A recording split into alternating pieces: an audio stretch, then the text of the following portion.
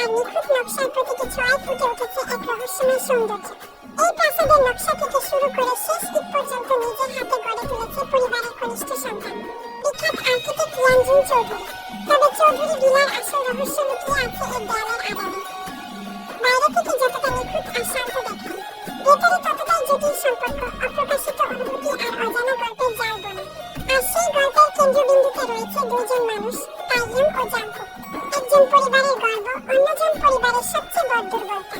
কিন্তু ভাগ্য যখন তাদের পথ এক সুতো বেঁধে দেয়, তখন শুরু হয় এমন এক গল্প যা বদলে দিতে পারে চৌধুরী ভিলার প্রতিটি মানুষের জীবন। সকালের নাস্তার টেবিলে বসে আছে পুরো চৌধুরী পরিবার।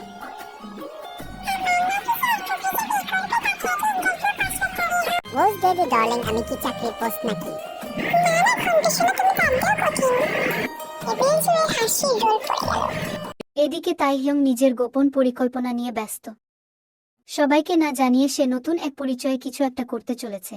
জিমিন পাশে বসে ফিসফিস করে বলল, তোর প্ল্যান ফাঁস হলে কিন্তু বাড়ি মাথায় তুলবে সবাই, মনে রাখিস। তাই তাহিয়াং দুষ্টু এসে বলল, এই জিমিনা, এটাই তো মজা। এভাবেই সেদিনের দিনটা হাসি মজা করেই কেটে যায়। পরের দিন মানে আজ রোজ দাদির বার্থডে।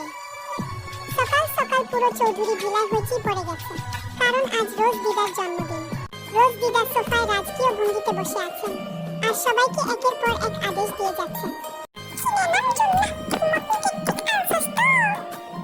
আমার জন্মদিন বলে কথা। হ্যাঁ মা, এনেছি, তোমার চিন্তা করার দরকার নেই। ওই জিন খাইতেস বৌমা, আমার গোয়া প্ল্যানের শালটা কই?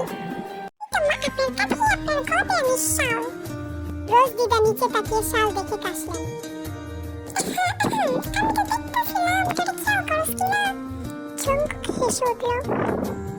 দিদা, তোমার না দেখতে 3 দিন বাইরে কমছে কিন্তু না। কষ্ট পেলাম। এই কথা বললো রোজ দিদা নাটকে এভাবে চোখ মুছল।